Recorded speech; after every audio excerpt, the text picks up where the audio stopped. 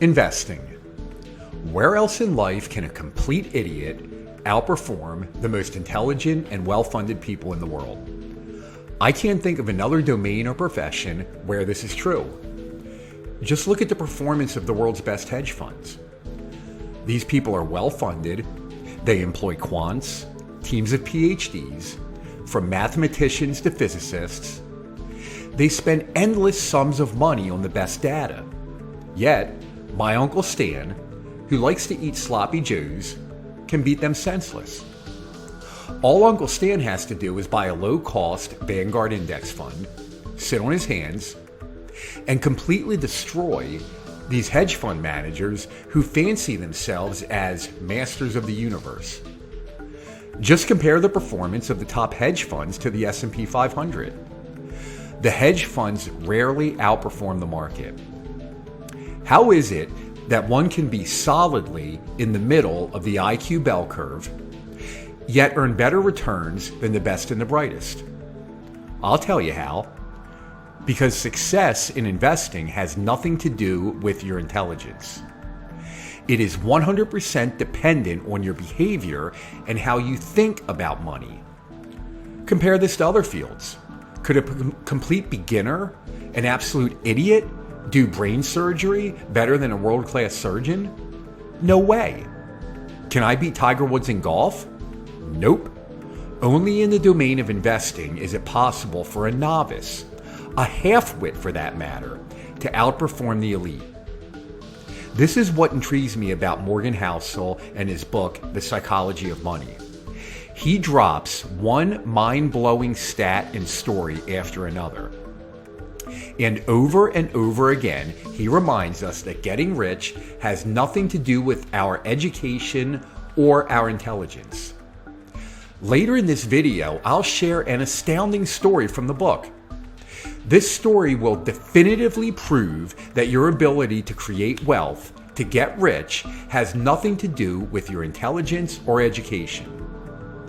It is a story that you won't believe. But before that, let's look at the quintessential investor, the man himself, Warren Buffett. You probably think he's a billionaire because he has some amazing God-tier investing strategy. Wrong. Want to hear something crazy? Warren Buffett made 99% of his wealth after his 50th birthday. He made 97% of his wealth after his 65th birthday. The secret to his wealth? The secret to this ridiculous success? Time and patience. It is less about what Buffett did, less about his strategy, and more about what he did not do. Since he was 10 years old, Warren Buffett was invested in the stock market. Never once did he let his emotions get the better of him so that he took his money out of the market. Never once did he yank his money from the equity markets to buy some new flashy car or a big home he didn't need. He stayed invested. This allowed him to benefit from compound growth. Remember my Uncle Stan, the one who likes sloppy joes? Imagine my Uncle Stan sitting in his wood-paneled living room, wiping dark red sloppy joe juice from his fat cheeks. Not exactly what comes to mind when you think of a savvy investor, right? But Uncle Stan, my mildly disgusting Uncle Stan, is sitting on millions of dollars because he didn't do anything. He put his money in the market and left it alone. But, like Warren Buffett famously said, no one wants to get rich slowly. And that's the whole trick, my friend. It has nothing to do with your education or intelligence.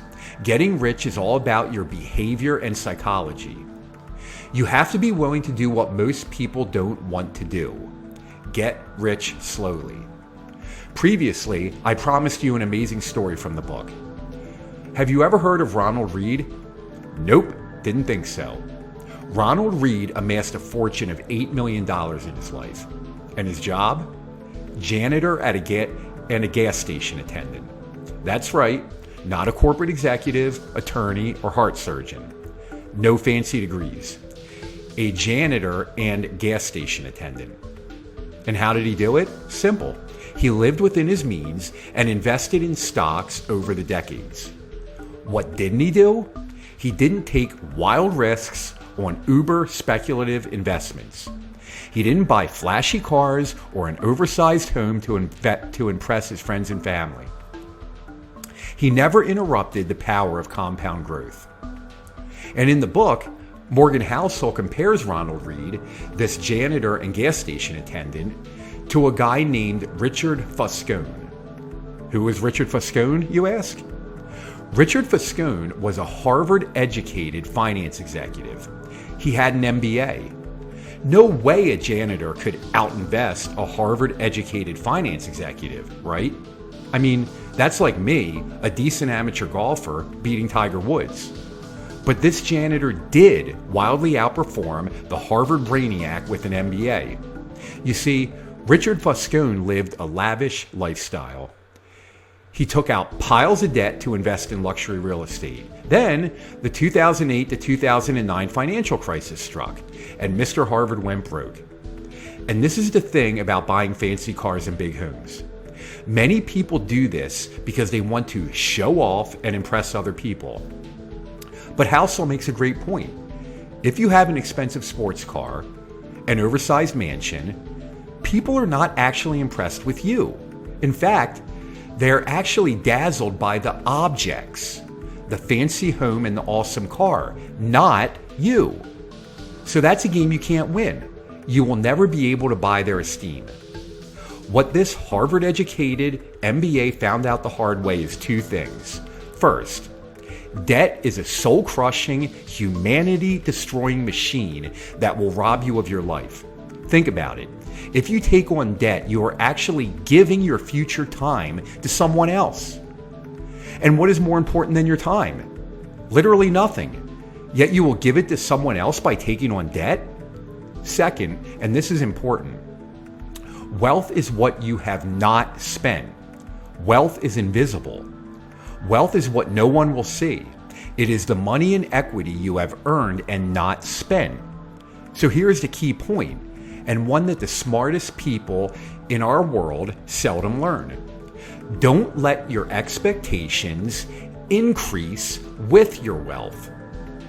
As time marches forward and you start to make more money and your bank account swells with more and more cash, don't fall into what I call the expectations trap. You don't need the bigger home, the nicer car, the overpriced luxury vacation. If you start playing that game, you will never compound wealth. Morgan Housel reminds the reader of a Charlie Munger quote.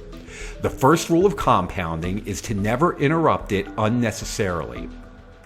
Be like Buffett, be like Munger. Invest the money and leave it alone.